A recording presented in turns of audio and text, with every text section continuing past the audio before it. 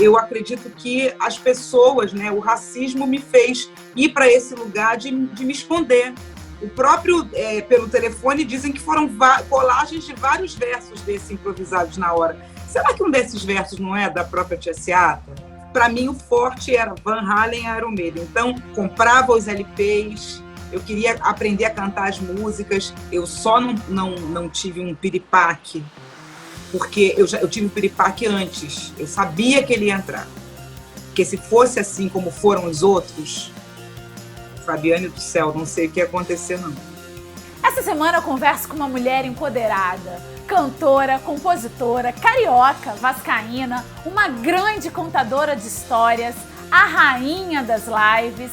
Tereza Cristina está entre nós e é a minha convidada do Papo de Música. Papo de Música. Papo de Música. Apresentação, eu, Fabiane Pereira. Mulher, como é que você tá ficando? Quando eu acho que eu tô cansada, eu fico olhando pra sua live. Olha, eu vou te dizer, cansa mais. O Brasil cansa mais que a minha live, sabia? Com certeza. Tereza Cristina, a rainha das lives. Eu acho que esse título é seu e ninguém tasca, né? Cara, você sabe que eu tentei procurar ver no Guinness, né? Porque eu fiz lives desde 26 de março. E aí eu descobri que para você se inscrever no Guinness são, acho que $25 mil ou $30 mil. Que isso? Tô quase fazendo uma live para arrecadar dinheiro para me inscrever no Guinness, porque eu não sei se outra pessoa fez isso. Gente, que absurdo! Eu não tinha noção que era cobrado isso. É uma coisa, é uma entidade privada. Mas eu acho que você arrecada isso em 24 horas. Estou pensando, porque foram muitas horas, assim. Eu parei por conta, né, do ataque, mas voltei ontem. Sim. Ô, Tereza, João Guimarães Rosa, ele no livro Grande Sertão Veredas, tem uma frase que diz que o que tem força, o que tem de ser, tem muita força e tem uma força enorme. E aí eu queria saber qual foi o seu turning point para voltar a ser essa alma alegre que você foi predestinada a ser. Nossa, amei essa pergunta, porque isso é uma coisa muito recente, assim, desde o início, assim, na primeira série, eu ia para frente da turma e eu imitava a Fafá de Belém. Ela cantava uma música do Walter Queiroz chamada Filho da Bahia. E eu ficava imitando a Fafá, a Fafá era toda sensual, né? Dançava, assim, os ombros e tal. Chegou uma hora que as pessoas, né, os meus colegas, né, de classe, passaram a me ofender e eu acabei parando de fazer isso, fiquei envergonhada.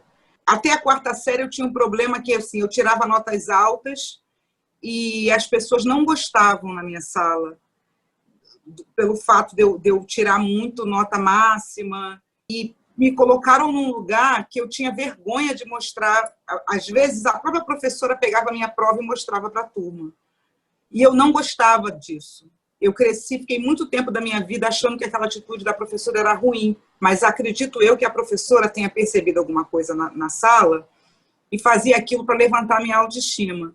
Entre os 13, 14 anos, assim, eu engordei, então juntou um combo, assim, né? Negra, gorda, e eu gostava de ir a baile, eu gostava de ir para a matinê do Olaria, e tinha uma coisa de eu chegar nos bailes, e a hora que eu mais curtia, né, a hora da música lenta, ninguém me chamava para dançar, e eu ficava, não sabia direito, não conseguia entender o que estava acontecendo, e eu fui ficando cada vez mais, eu me refugiei dentro de mim, assim. Eu fico me escondendo, eu fico com vergonha do que eu faço, porque talvez, indiretamente, lá no meu subconsciente, eu entenda que em algum momento alguém vai chegar e vai falar alguma coisa para mim que vai me ofender. E aí, quando eu descobri isso, foi uma libertação, mas, ao mesmo tempo, eu fiquei com uma sensação de, meu Deus, olha quanto tempo da minha vida eu perdi. Recuperei um pouco quando eu encontrei a obra do Candei, quando eu comecei a cantar, porque aí eu fui redescobrir a minha beleza, qualquer encanto que eu pudesse ter, que eu não reconhecia. Mas eu acredito que as pessoas, né, o racismo me fez ir para esse lugar de me esconder. Talvez, quando eu me vi completamente sozinha diante da minha tela de telefone, isso saiu. Foi o que era mesmo. Então, não é uma nova personagem, não é um novo jeito, é o jeito que eu sempre fui, assim. Mas que durante várias etapas da minha vida, eu fui colocada num lugar que não era meu, sabe? Eu sempre falo para as pessoas assim que o machismo, o samba, ele é tão reflexo da sociedade que, assim como o Brasil tem o machismo estrutural, o samba é machista, mas ele não esconde. O racismo não, o racismo tem um pano, sabe, velado por cima.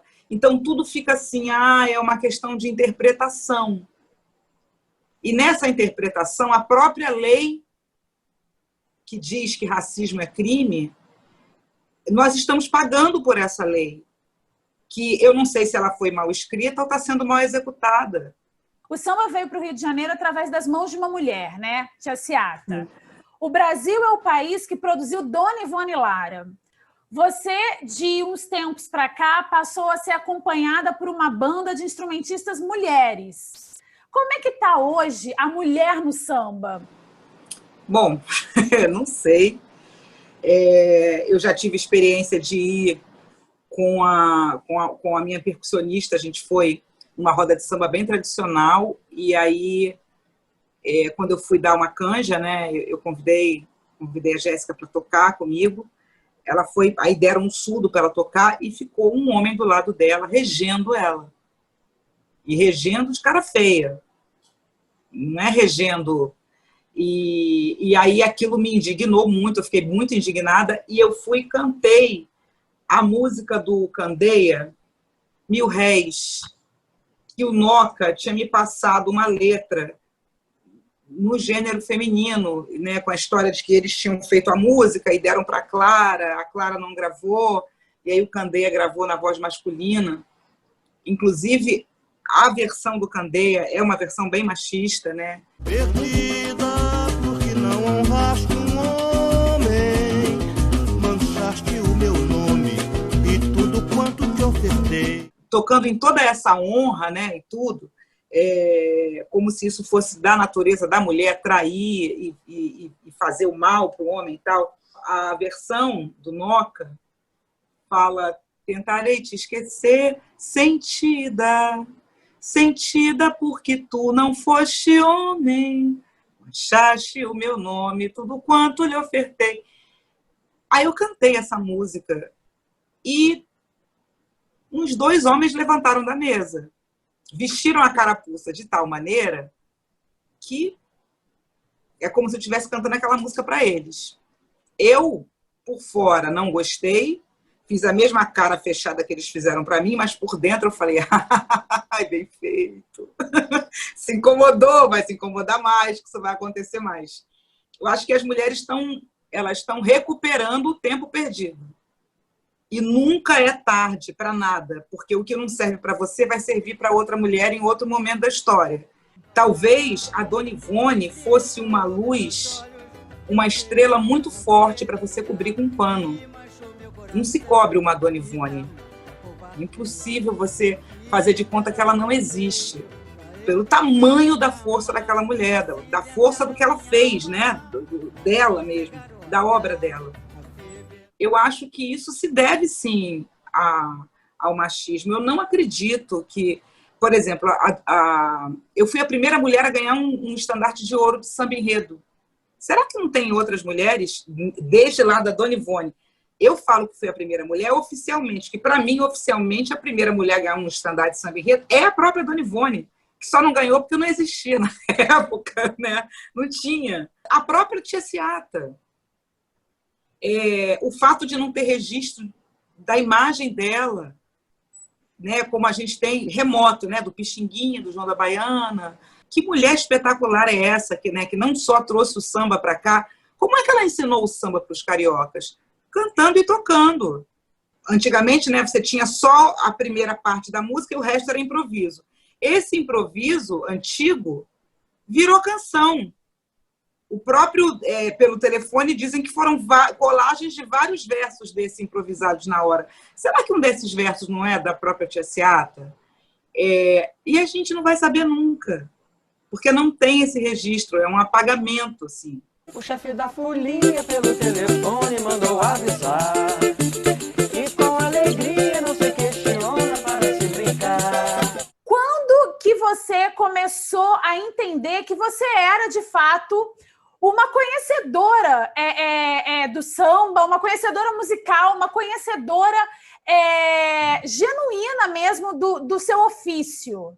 Eu acho que eu comecei, por exemplo, eu comecei a fazer as lives, eu fiz a primeira sobre samba de terreiro, samba de quadra.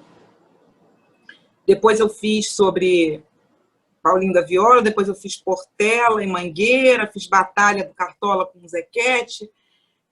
E aí, quando eu entendi que eu ia fazer diária, né, foram aparecendo temas, assim, fazer uma live de tema de novela. O tema de novela me abriu bastante, porque aí eu pude cantar músicas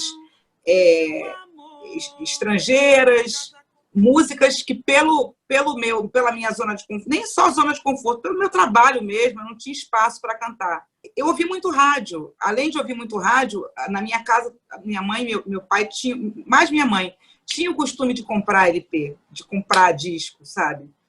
E eu ouvia os discos, e o que eu não conseguia ouvir no disco, eu ouvia no rádio. Como não tinha internet, eu tinha essa coisa de me apaixonar pelas músicas, esperar a música tocar de novo. Não é como hoje, né? Que com o Jabá você ouve você passa por todas as estações, você ouve às vezes a mesma música tocando em todas as rádios. Então tinha uma coisa assim de esperar. Eu esperava tocar a Chaka Khan, o Michael Jackson, a Diana Ross. Eu gostava disso.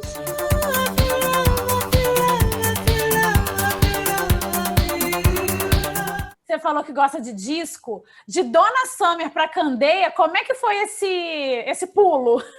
Quando eu fui apresentada ao Candeia com 7 anos, 8 anos, eu era muito fã da Donna Summer. Eu queria ser a Donna Summer, não tinha a voz dela, mas eu gostava das músicas dela, eu gostava dos clipes, né? Que nem era nome de clipe, né? Quando aparecia ali na TV ela cantando e aquela coisa toda, daquele brilho, aquela alegria da discoteca. Eu ia com as minhas irmãs para o baile, mas eu descia para a piscina do Olaria, que tinha MPB. E era uma galera mais descolada, assim, a Cor do Som, Fagner. Aí, logo depois, eu fui apresentada ao metal pelo meu primo, e aí fui lá na Praça da Bandeira, num show de metal, e falei, cara, esse lugar aqui, esse é o meu lugar. Porque, assim, as mulheres que estavam lá, não tinha nenhuma mulher romântica ou esperando que algum rapaz fosse pegar para dançar, até porque ninguém dança junto com metal, cada um ouve do jeito que quer e cada um dança do jeito que quer. As mulheres tinham uma atitude mais, sabe, mais independente.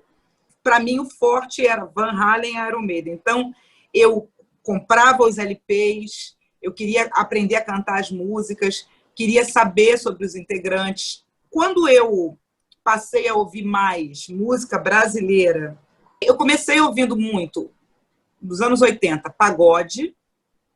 Do pagode eu fui para o chorinho, do chorinho, depois do chorinho eu fui entrando, aí Candeia, aí pronto. Aí eu fui querer conhecer tudo, assim. Mas todas essas músicas que eu ouvi, elas estão intocáveis, assim. Eu esqueço um verso ou outro, claro, ponho a letra ali, fico colando, mas eu tenho, assim, reencontros. Olha, aquele disco Babilônia, da Rita Lee, meu Deus, eu ouvi, disco voador, eu e meu gato, eu falei, meu Deus, há quanto tempo que eu não ouço essas canções? E aí a música leva a gente, né? Eu, pra não ficar por baixo, resolvi botar as asas pra fora. Ô, Tereza, quando é que você percebeu os sons da quarentena passando na rua? Quando é que você percebeu que música tinha mensagem? Desde cedo, eu vou te dizer. Tem uma música do Michael Jackson, que era de uma novela chamada Cuca Legal, uma novela dos anos 70. A letra dela, para mim, é isso que você perguntou, porque ele vai buscar essa recordação que você tem de felicidade, assim. E aí aquela música era como se fosse um amuleto meu, porque eu passei a ficar muito introspectiva, muito fechada, e em alguns momentos assim que eu não me sentia bem ou que eu estava um pouco triste, eu ia botar o disco da Cuca Legal, lá da novela, para ouvir o Michael Jackson, sabe, assim. One day in your life, you'll remember a place. E quando é que você entendeu que música também podia ser ativismo? Foi antes Agora de você me mergulhar? pegou. Foi antes de mergulhar no Noel ou foi depois? Porque Noel é bastante... Não, eu acho que não foi com o Noel, não. Eu acho que foi com o Chico. Foi com o Chico. Porque... Aliás, eu achei que você não fosse conseguir entrevistar Chico, porque ele não dá entrevista, né? Eu falei, o Chico ela não vai conseguir. Ela conseguiu o Lula, mas o Chico eu acho que não vai rolar. E rolou. Olha, eu só não tive um piripaque, porque eu tive um piripaque antes. Eu sabia que ele ia entrar. Meu querido. Porque se fosse assim como foram os outros, Fabiane do céu, não sei o que ia acontecer. Chico, a Não. melhor coisa que a gente Foi tudo perfeito, porque não era uma coisa comigo, né? Era pra gente. aniversário do Antônio Pitanga. Então, nós já estávamos ali para falar de uma terceira pessoa. E a maneira como ele entrou foi tão fofinha Carol. que ele entrou e ele não sabe como é. Então, só esse desprezo, sabe, pela tecnologia, me faz gostar mais desse homem. claro. É foda. E aí ele já falou, o seu live, quer dizer, ele não sabe nem o gênero do live, tá muito distante disso, assim. Que bom que você me chamou, meu primeiro live, nessa noite do Pitanga, né? Sim. 81 aninhos. Eu não vou ver o Pitanga? Eu tô achando ótimo ver você, Tereza. O Pitanga não vai Que aparecer? decepção. Olha, não. E ele achou que ele ia entrar, que ele ia dar de cara com o Pitanga, deu de cara comigo. Então aquilo já ficou engraçado. Então foi para outro lugar. Eu acho assim. E o Chico é muito bem-humorado, né? Todas as vezes que eu encontrava com ele, eu sempre dava algum tipo de defeito. Mas depois que a gente conseguiu pegar esse lugar do humor, assim, eu lembro que eu fui assistir um show dele, um dos muitos que eu vi, mas eu já conhecia e já tinha dado defeito várias vezes. Fui assistir um show dele, e aí fui no camarim falar com ele. Foi um domingo de Vasco e Fluminense. Aí, quando eu entrei no camarim, ele me viu e falou assim, putz, Fluminense perdeu. Fluminense perdeu para o Vasco. Foi tão maneiro aquilo, assim, sabe? Depois eu fiquei pensando, eu falei, ai, meu Deus, que bom, né? Porque a gente não pode encontrar uma pessoa que a gente admira tanto e não aproveitar esse momento, não aproveitar... Porque senão é muito injusto isso, assim. E ele fez a minha cabeça politicamente, entendeu? Eu ainda estou aqui mexida com a sua pergunta. Eu acho que eu entendi o ativismo da música, talvez, quando eu descobri que o cara que explodiu com a bomba no colo, a bomba era para jogar nos artistas. Que eu lembro muito dos jornais dizendo eu fui um herói. E aí depois chegou-se à conclusão de que, na verdade, ele era responsável para ativar a bomba para jogar nos artistas. E aí eu fui tentar entender por que eles queriam explodir aqueles artistas. O que esses artistas tinham para o cara querer jogar uma bomba ali? 2 bombas explodiram no Rio Centro, o maior local de eventos do Rio de Janeiro. E foi justamente na hora em que milhares de pessoas assistiam a um show em comemoração ao Dia do Trabalho. Eu ainda estou um pouco perplexo com isso, porque as informações que estão chegando são muito contraditórias. Eu não sei direito o que está acontecendo. Eu fico surpreso, ainda mais, quer dizer, se é verdade, se tem uma coisa dessa base, é uma covardia sem nome. E a MPB estava ali, né? Tava todo mundo ali, sabe? Eu comecei a ter essa noção, assim. Mas as músicas do Chico, principalmente esse encontro Chico MPB4, sabe? Desenhou muita coisa para mim. Hoje o samba sair procurando você. No meio de uma pandemia, muitas empresas que lucraram muito, né, em anos anteriores com a cultura, elas se eximiram, digamos assim, de uma coisa chamada responsabilidade social. Você, no início dessa pandemia, reclamou bastante, com toda razão, sobre a dificuldade de conseguir patrocínio. E aí eu queria te perguntar o seguinte, se você acha que essa questão de patrocínio, de investimento, tem mais a ver com apagamento social, racismo estrutural, machismo estrutural, ou se tem a ver, de fato, com números expressivos. Se você acha que é uma coisa ou outra, ou nem uma coisa nem outra. Pelo contrário, eu acho que você já mapeou. É isso aí que você falou. Pega tudo isso, bota numa panela de pressão, espera 20 minutos, que vai apitar certamente vai apitar. Eu fico muito surpresa. Antes eu ficava surpresa, hoje em dia eu fico indignada. Fulana perdeu um patrocínio de 4 milhões. Fulana perdeu um outro patrocínio de 8 milhões. Fulana perdeu um patrocínio de... Aí teve uma que eu somei, eu falei, gente, são quase 20 milhões. E o que essa mulher tem para ensinar alguém? Que tipo de pessoa ela está formando? Ela é influenciadora de quê? Que tipo de influência ela está passando para as pessoas? É engraçado, né? Como essas marcas, elas estão de olho no número de seguidores. É um efeito Tostines, né? Tostines vende mais porque é fresquinho ou é fresquinho porque vende mais, hein? Porque aí a marca dá dinheiro para uma mulher que tem muito seguidor. A mulher tem 2 milhões de seguidores, ela dá dinheiro, então ela vai ter 20 milhões. E aí vamos deixar, é aquele pensamento Paulo Guedes, né? Vamos deixar quem está ali nos milhares, né? Deixar que eles mesmo, por eles mesmos, eles vão acabando, eles vão perdendo a força, sabe?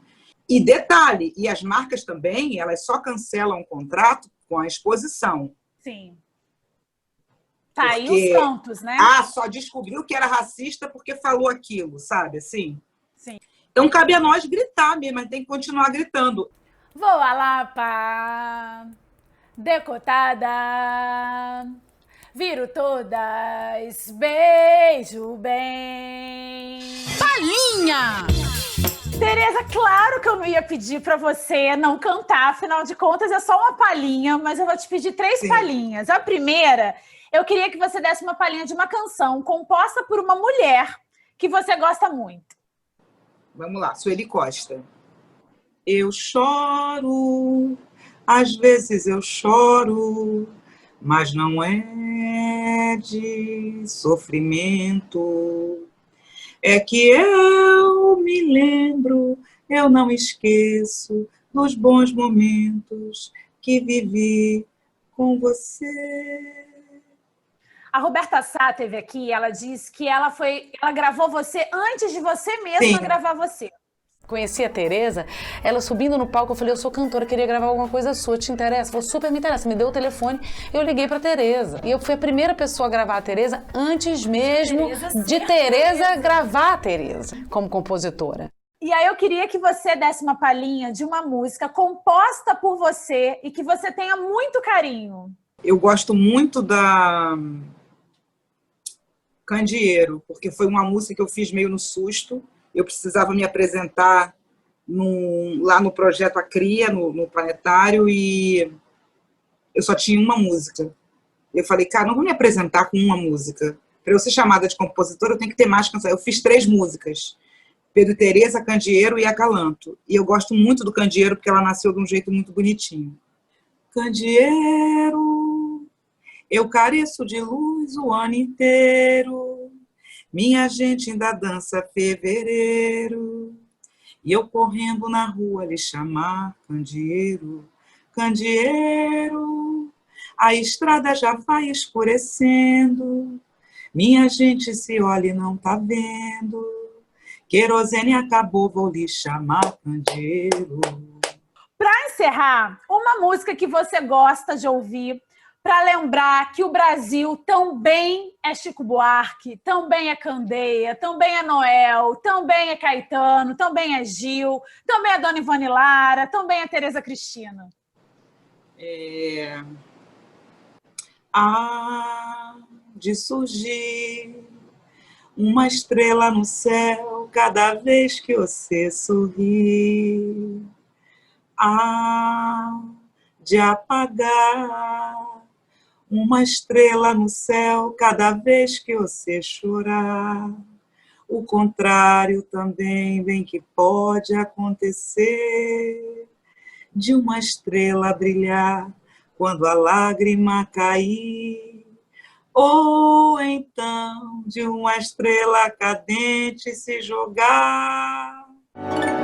Só pra ver a flor do seu sorriso se abrir.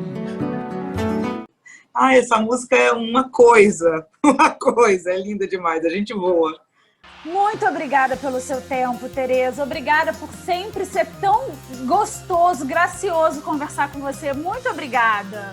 Obrigada. Você é uma faceta de milhares de pessoas. Isso é uma verdade. Assim, no momento que eu estava com muita insônia na vida, agora nessa pandemia, eu tive muita insônia e eu não quis entrar no remédio. E a sua live me ajudou muito. Assim, às vezes eu nem via para não ficar com a imagem, mas eu ouvia. Então, né, a imagem com luz na cara, aí que você tinha mais insônia ainda. Mas eu ficava ouvindo e me acompanhou assim durante uns bons 2 meses diariamente. Madrugada dentro. Muito obrigada. Obrigada, e eu vou falar nas minhas lives que o seu programa não tem patrocínio, tá? Vamos cutucar essa história aí. Vamos, né? Obrigada. O não a gente já tem, vamos lá. Claro.